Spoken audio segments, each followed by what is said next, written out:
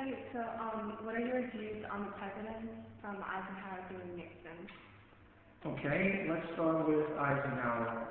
I think Ike is a very tough president to... Now again, should I be looking at the camera or should I be looking at you? Okay. I think Ike is a very tough president to figure out. Historians have pretty much ranked him near the bottom of the average category. And I think they're starting to get a better impression of him. By that I mean a lot of things happened during his presidency which were positive. He was thought of as a president who basically had two skills. Number one, he played golf, and number two, he had heart attacks. That was basically what Ike was known for. But he did handle the crisis in Little Rock, Arkansas in 1957, when fathers tried to keep those black students out of Central High School, claiming he was protecting them. Ike turned around and said, no, you're not protecting them, you're keeping them out, and I'm nationalizing the National Guard, and I'm going to see that they get in and out safely. 8 of those kids, I think only one, did not graduate 4 years later, but they were escorted in and out of school for some 4 years. Now, the U-2 incident was an embarrassment because he swore we didn't spy on the Russians, and it turns out that Khrushchev caught us red-handed, so that didn't look good. John F. Kennedy, keeping my personal feelings out of it in terms of whether I like the Kennedys or not, I think John F. Kennedy gave America hope because we had had basically older presidents up until John Kennedy. He was young, he was good looking, women liked him, he was rich, he was a war hero, he had a very attractive wife, he had 2 young children, it was a new decade, and so there was a lot of hope in Kennedy's presidency. Unfortunately, he was assassinated on November 22nd, 1963, and that pretty much put an end to the dreams. I don't think we knew it at the time, but as tragic as that event was,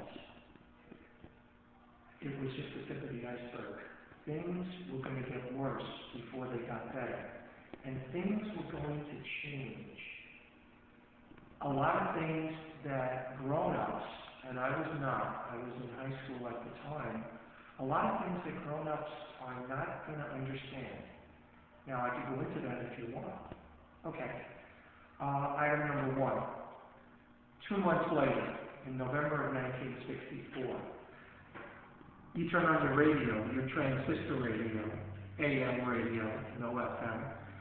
You're listening to this new sound, and it's going to be called the British Invasion. And it started with a group of moppy-haired English kids by the name of the Beatles.